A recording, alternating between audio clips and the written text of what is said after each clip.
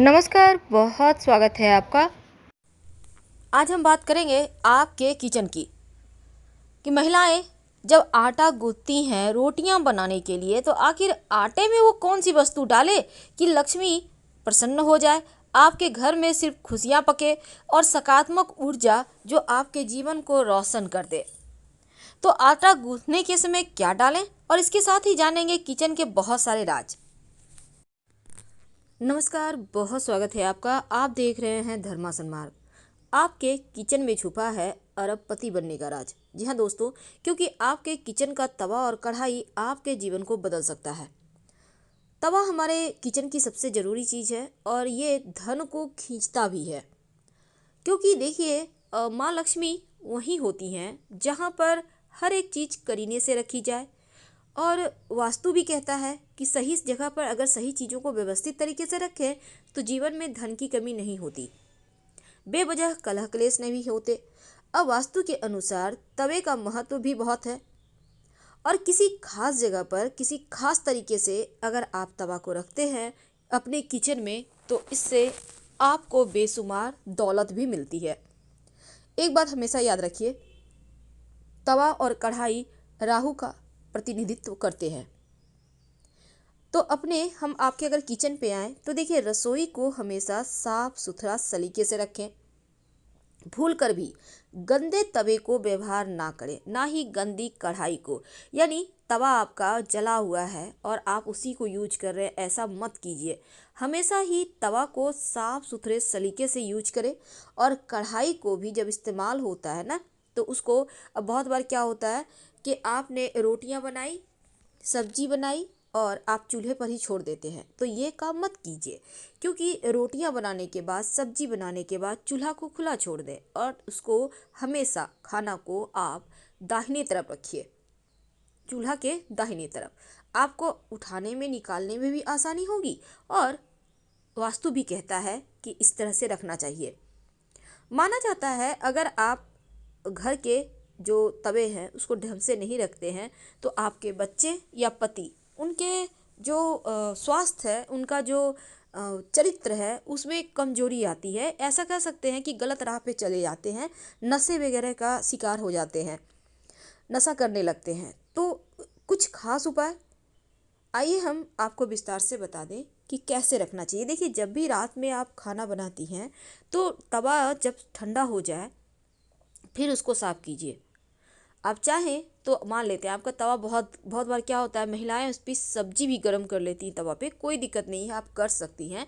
लेकिन होता क्या है ना, जल जाता है तवा। अब ऐसे में आप क्या करेंगी कि इस तवे को आप ठंडा होने के बाद आप इसको नींबू और नमक की मदद से साफ़ कर लें, वो साफ़ हो जाएगा। वैसे आप गर्म पानी के सहारे भी कर सकते हैं।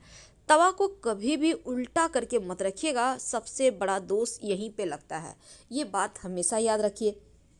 जब भी आप सुबह सुबह या शाम में खाना बनाती हैं, रोटियां बनाती हैं, पराठा बनाती हैं, कई बार क्या होता है आप डोसा बनाती हैं, अब होता क्या है ना, तवे पे चिपकता है। जब आप पूरी तरह से साफ़ कर लेंगे तो चिपकने लगता है।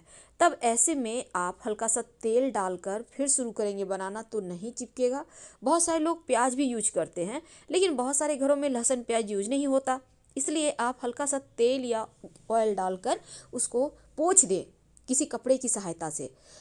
अब रोटियां जब बनाएंगी तो जब तवा गर्म हो जाए एक चुटकी नमक डाल दें, कपड़े से पोंछकर उसको हटा दें, फिर रोटियां बनाना शुरू करें।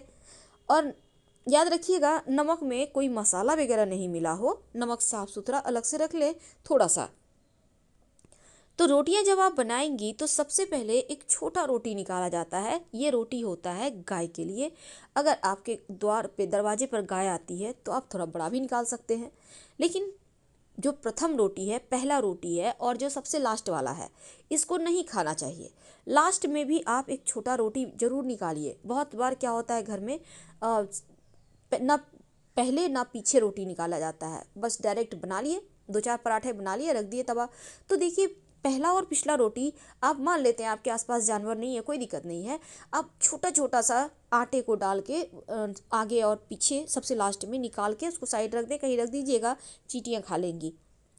तो इस तरह से जानवर या चींटियों को दे दें, ये रोटी आपके लिए अच्छा रहेगा। और जब तवा आपका यूज़ नहीं होता है ना, अब जैसे आपने साफ़ सफाई कर ली, तो आप इस तवे को हमेशा छिपा कर रखें, ओपन मत रखिए। और तवा को खुरचना भी नहीं चाहिए। अब ये नहीं कि तवा जल गया है तो उसको खुरच रहे हैं, उसमें दाग हो रहा है, आवाज़ हो रही है अजीब सी, ये चीज़ें राहु को एक्टिव कर देगा। और जहाँ राहु एक्टिव हो जाता है ना, आकस्मिक रूप से जीवन में परेशानियाँ बढ़ जाती है, और आपको ये नहीं करना है।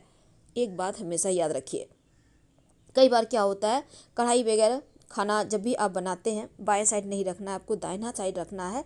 और खाना बनाने के बाद चूल्हा पे नहीं रखना है, क्योंकि चूल्हा को बोला जाता है कि वो माँ अन्नपूर्णा है, जो अपनी जैसे माँ एक बच्चे को पोषित करती है, उसी तरह माँ अन्नपूर्णा भी हमें पोषित करती हैं। तो उन पर हमेशा भार बना रहे, ये सही नहीं है। तो हमेशा ओपन रखें और चूल्हा को हमेशा साफ़ करके रखें। अब ये नहीं कि अभी खाना बना लिए, करेंगे बाद में साफ़, नहीं, तुरंत साफ़ कर लें, आसानी से सफाई भी हो जाएगी और आपके घर में जो लक्ष्मी है वो भी प्रसन्न रहेंगी। तो नमक डाल के आपको रोटी बनाना है, इस बात को ध्यान रखिएगा। और जब तवा अधिक जल जाए, तवा को एक बात हमेशा याद रखिए, चमका कर रखना चाहिए। चमका कर मतलब नींबू नमक से जब आप उसको साफ़ कीजिएगा ना, आप देखिएगा एक अलग ही साइन आता है। जितना ज़्यादा आपका तवा चमकेगा उतना ही आपका भाग्य साथ देगा। तवे कढ़ाई को कभी भी जूठा में नहीं निकालना चाहिए। कई बार आपके यहाँ मेड आती है, आप टोटल बर्तन निकालती हैं, उसमें तवा कढ़ाई भी निकाल दी। देखिए, आप मेड से ही धुलवाइए, ऐसा हम नहीं कहते कि आप खुद से धोइए, लेकिन क्या करना है ना कि उसको आप कहें कि पहले वो सफाई से उसको साफ करके हटा दे, फिर बाकी के जूठे बर्तन धोए। इससे क्या होगा, तवा कढ़ाई की पवित्रता भी बनी रहेगी और आपका वास्तु दोष भी आपको नहीं लगेगा। तो किचन में आपके तमाम चीज़ें हैं ऐसी जो आपकी परेशानियों को समाप्त कर सकता है। और रात में हमेशा ही आप अपने किचन को साफ़ करके व्यवस्थित करके रखें। किचन में बीच बीच में सफाई करें, जिससे आपको पता चलता रहे कौन सा सामान कम हो गया, कौन सा ज़्यादा है, कौन सा ख़राब हो रहा है। तो इससे क्या होता है ना, घर में बरकत बढ़ती है। और एक बात हमेशा याद रखिए, सुबह सुबह अभी तो भागदौड़ की ज़िंदगी है, तो लोग बिना नहाए भी किचन में आ जाते हैं। तो कोई दिक्कत नहीं है, अगर संभव हो तो कपड़े चेंज कर लें। कपड़े चेंज कर ले मतलब कोई भी दूसरा कपड़ा पहन ले, शुद्ध होकर ही अगर आप खाना बनाती है ना, तो आपका किस्मत भी साथ देता है, भाग्य साथ देता है। अब देखिए, जब तवा को उपयोग के बाद आप सार्वजनिक रूप से नहीं रखना है कि आते जाते लोगों का नज़र पड़े, हमेशा छिपा कर तो रखना ही है। क्योंकि और उल्टा नहीं रखना चाहिए। उल्टा रहने से क्या होता है ना, घर में असामान्य घटनाएं होने लगती हैं, यानी राहु एक्टिव होगा तो असामान्य होगा ही। अब दूसरी तरफ चूल्हे पर तवा वही जो चढ़ा रहा है, यानी कि आपके घर में मान लेते हैं 2-3 लोग हैं, आपने तवा चढ़ाया, कुछ रोटियां बनाई, किसी ने और कुछ बनाई, तवा पे ऐसे ही चूल्हे पे जो व्यक्ति चढ़ाता है तवे को चूल्हे पर, वही उतारेगा, इस बात का भी ध्यान रखिए। और गर्म तवे पर कभी भी भूल कर भी पानी मत डालिएगा। वास्तुशास्त्र कहता है ये जो छन्न से आवाज़ आती है जीवन की मुश्किलों को बढ़ा देता है, इसलिए ऐसा ना करें। और अंतिम रोटी कुत्ते को दें तो अच्छा है। कम से कम हर शनिवार के दिन रोटी पर हल्का सा सरसों का तेल लगाकर अंतिम रोटी पर अगर कुत्ते को खिला सकें तो जीवन की आकस्मिक समस्याओं से मुक्ति मिल जाती है। तवा और कढ़ाई को के बारे में बहुत सारी बातें हैं, और आपके घर में धन आने का आगमन भी तवा कढ़ाई खोलता है। घर की महिलाएं अगर बार बार एक ही तवे में या गंदी कढ़ाई में बिना धुले हुए बर्तन जो तवा कढ़ाई उपयोग लाती है ना, तो उनके परिवार के पुरुषों को ही नुकसान होता है। तो ऐसे में महिलाओं को ये समझना होगा ताकि जीवन में बरकत बनी रहे। और एक बात और, तवा प्रयोग में ना आए तो किचन में ना रखें, वहाँ से हटाकर ऐसी जगह रखें साइड में, कहीं आप अलमारी वगैरह में छिपाकर। और जहाँ भी आप तवा कढ़ाई को, कई बार क्या होता है बर्तन टांग कर रखती हैं खूंटी में, ये मत करें। बर्तन स्टैंड में सजा कर रखें पर खूंटी में मत टांग। तो अब जानते हैं कि आटा गूंथते समय आखिर क्या डालें कि जीवन में खुशियाँ आ जाए। देखिए, सबसे पहली बात, आप अपने आटे के डब्बे में 1-2 पंखुड़ी केसर के डाल के रखें हमेशा ही। अगर केसर ना हो तो 1 चुटकी हल्दी डालकर रखें, 1 तुलसी का पत्ता डाल सकते हैं, ऑप्शन है, कोई भी एक चीज़ डाल के रखिए। और जब आप आटा गूंथती हैं रोटियां बनाने के लिए, तब आटा गूंथने के समय पानी से गूंथती हैं ना, तो उसमें 1 चम्मच आप दूध जरूर डाल दें। आप चाहें तो पूरा का पूरा आटा भी दूध से गूंथ सकती है, ज़्यादा दूध है तो, नहीं तो 1 चम्मच डाल के गूंथें और फिर देखिए कैसे माँ लक्ष्मी की कृपा आपके जीवन में बरसती है, कैसे धन आता है, कैसे खुशियाँ आती है। क्योंकि जब आप दूध से आटा गूँथती हैं, जब चूल्हे पर उसको आप पकाती हैं तवे पर चढ़ाकर, जब आप डायरेक्ट ओवन पर उसको फुलाती हैं फुलके को, तो क्या होता है ना, उसकी जो खुशबू है, दूध जलने की जो खुशबू है, वो जब उठेगी तो सकारात्मक ऊर्जा बढ़ेगी, नकारात्मक ऊर्जा दूर भागेगी। और यही तो है माँ लक्ष्मी के आगमन का शुभ प्रतीक। हम आपसे विदा लेते हैं। जानकारी अच्छी लगे तब लाइक कर सब्सक्राइब करें, अपनों से शेयर करें, कमेंट में हर हर महादेव जरूर लिखें। धन्यवाद।